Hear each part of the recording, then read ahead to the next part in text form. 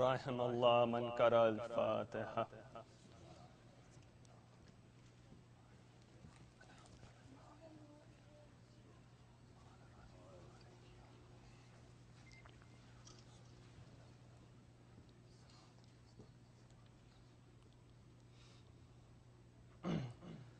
أعوذ بالله من الشيطان الرجيم.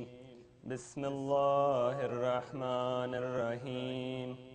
الحمد لله رب العالمين، والصلاة والسلام على أشرف الأنبياء والمرسلين، خاتم النبيين، سيدنا الممجد بشيرا المصدق المصطفى الأمجد محمود الأحمد بالقاسم محمد.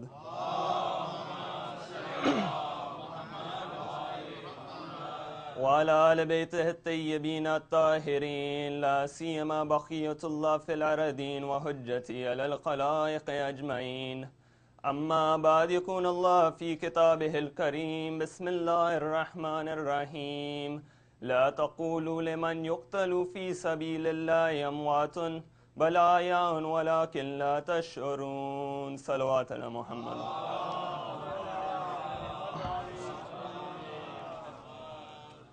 One more salawat ala Muhammad wa ala Muhammad.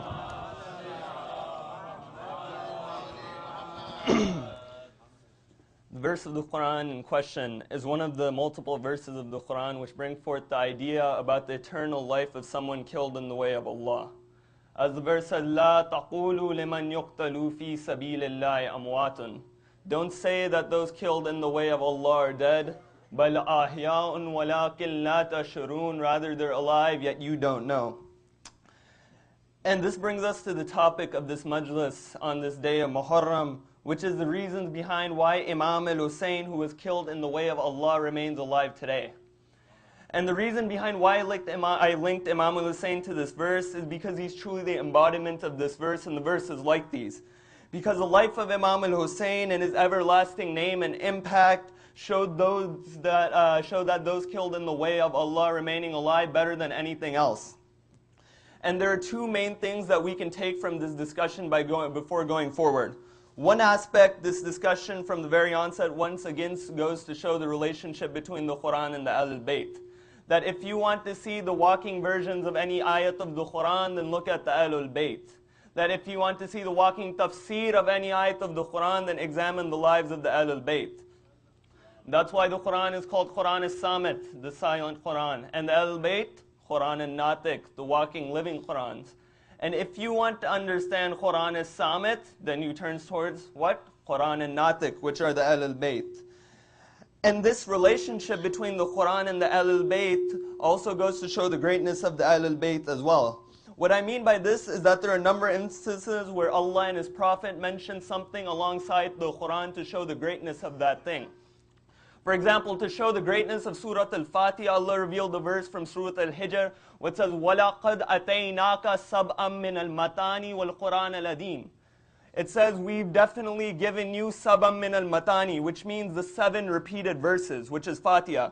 We have given you Fatiha and the Quran. So to show the greatness of Surah Al-Fatiha, Allah mentions that alongside the Quran.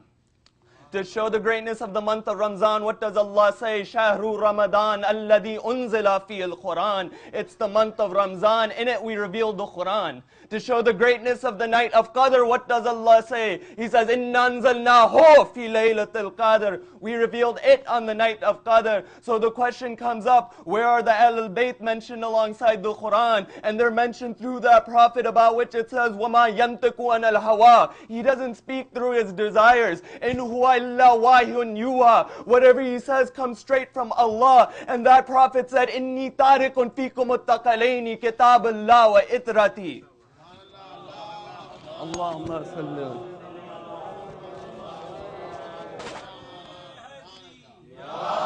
One more salawat ala Muhammad wa ali Muhammad.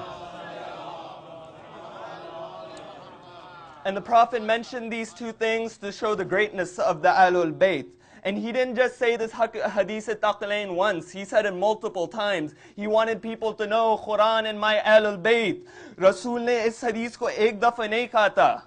कई मर्तबा कहा था कभी ये कहा कभी कहा अली कुरान के साथ है और कुरान के अली के साथ, तो इसको ख्याल में रख के किसी शायर ने कहा जो नूर पहला हुआ है वो सूरत आयात, वतन के शक्ल में होता तो एक वली होता, अली हुरूफ में होता तो फिर कुरान होता, कुरान जिस्म में होता तो फिर अली होता। एक सलवात पढ़ने अला मोहम्मद व आले Mohammad.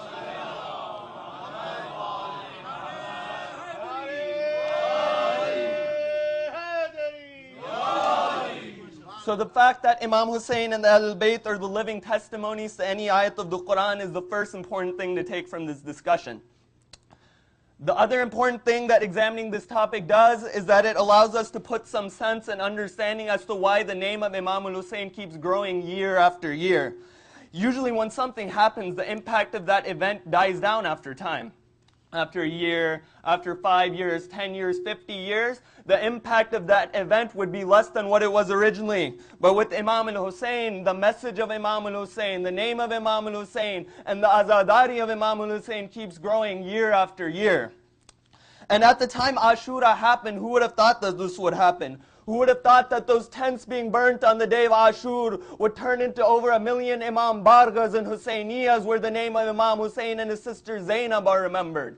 Who would have thought that the palace of Yazid, the man who put the daughter of Imam al-Hussein, Sakina, in a prison and he put his sister Zainab in ropes, his palace would become a little shack. Well, today the shrines of Bibi Zainab and Sakina tower over Sham and are visited by millions.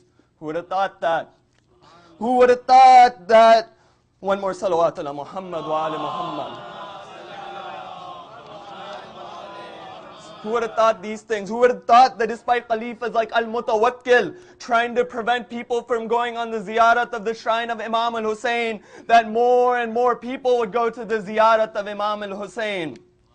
आप जानते हैं मुतवक्किल ने उस जमाने में क्या किया था? मुतवक्किल ने एक जमाने में इतनी सख्ती दिखाई कि अगर जियारत इमाम हुसैन पे जाना है तो कुछ बदले में देना होगा। पहले एक पैर और एक हाथ, फिर इतनी सख्ती हो गई तो फिर हर 2 जायरीन के लिए एक जान। जब फिर भी लोग इमाम हुसैन के जियारत के लिए जाते रहे तो उसने इमाम के रोजे को तवा करने की कोशिश की। यहाँ तक कि तारीख में लिखे कि उसने 47 मरतबा इमाम के रोजे को तवा करने की कोशिश की। ये जलन, ये अहलुल बैत की फजीलतों से ये जलन सिर्फ उनकी जिंदगी तक महदूद ना थी। ये जलन ऐलान वलायत इमाम अली से शुरू हुई और वो आज तक बाकी है। किसी शायर ने लिखा है जो नस्ल से यजीद की रखते हैं ताल्लुक, जलते हैं आज वो रोज़ा शब्बीर देखकर, और मजलिस में आना इसलिए बिदत बता दिया, याद गदीर आता है मिंबर को देखकर।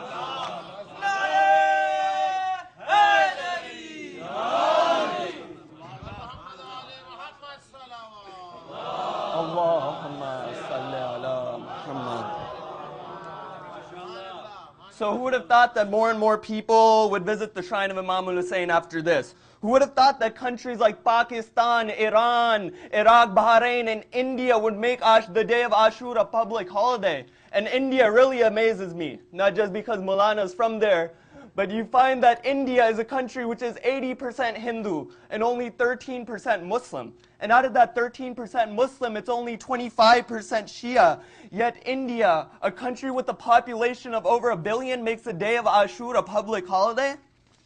And it really goes to show the words of Josh Mali Abidi. जब जोश माली आबिदी ने कहा क्या सिर्फ मुसलमान के प्यारे हैं हुसैन, इंसान को बेदार तो हो लेने दो, हर कौम पुकारेगी हमारे हैं Hussain. Every nation will say that Hussein is ours, and this goes to show that while others may die, Imam Hussein will remain alive.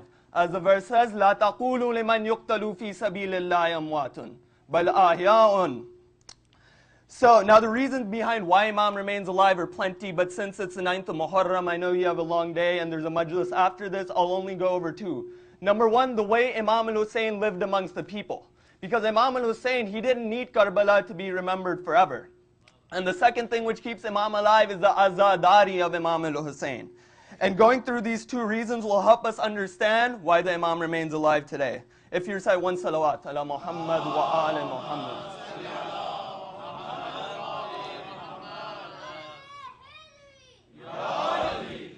As for number 1, When looking at Imam al-Husayn's life, you find that he lived this life in a manner where even if Karbala didn't happen, he would still be remembered today. And I tell you that a lot of people, when they look at the life of Imam al-Husayn, they only focus on that last year on the way to Karbala. But Imam al-Husayn, he was 63 years old. Imam al-Husayn lived 63 years. People don't focus on what happened before. So, and Imam al-Husayn lived his life in a way according to the words of his father that we find in Najul Balagha, where Imam Ali says, live amongst the people that if you die, they'll weep over you. And if you're alive, they want to be with you. And this is the way Imam al-Husayn lived amongst the people. As one of the men said about the gatherings with Imam al-Husayn, he said, when we were with Imam al-Husayn, in those gatherings you could feel the hearts of the people there and the angels coming down. And the more you'd look at that man, the more you'd question, is he a human or is he something else? And the more we'd stare at him, the more we'd be amazed of him. Have you heard anyone talk about another human being like that? But that's how people would talk about Imam al-Husayn. And out of his many qualities that made the people go towards him, there were two in particular that really attracted the people towards him. One was his patience, and the other was his generosity.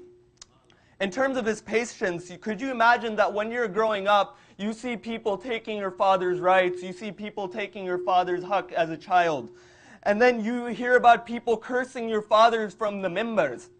You know, because Bani Umayyah, every Salat al-Jummah, they used to curse Amir al-Mu'mineen. Their Salat al-Jummah would start with, may Allah curse Amir al-Mu'mineen. And this is the kind of environment that Imam al-Husayn grew up in. Yet, Imam al-Husayn's patience in this time period was something else. I'll never forget that man who came to Imam al-Husayn after Imam Ali died. Imagine, this is after your father died. The man comes from Syria to Imam al-Husayn and he says to him, who are you? He says, I am Hussein, the son of Ali ibn Abi Talib. The man replies, may Allah curse you and your father. And remember, this is after his father died.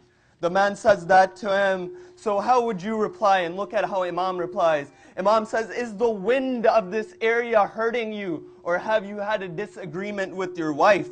Is there some place for you to stay? Or has no one provided you clothing? Please, if you have nowhere to go, come and stay in my house. The man began to cry at that moment, that he didn't know that the patience of Imam al-Husayn was like this. And this is the kind of patience he showed this before Karbala. He showed this before Karbala. Now, before mentioning the generosity of Imam al-Husayn, which contributed to the name of, which contributed to Imam Husayn's name being remembered forever, there's one quick thing I wanted to say that also contributed to Imam Husayn being remembered forever. We hear about how his father Imam Ali used to read 1,000 rakats a night. And we hear about how great his son Zainul Abidin's worship was, that Imam Zainul Abidin would have skin coming off from his forehead from being in sujood so much. So sometimes people forget, how is Imam al-Husayn in this area? You find that Imam al-Husayn in this area was like his father and his son. That Imam Zainul Abidin used to say that my father would recite 1,000 rakats within a day. Within a day, he'd recite 1,000 rakats. And oftentimes, people would find him in a state of prostration. That they'd go there, Imam would just be in sajda.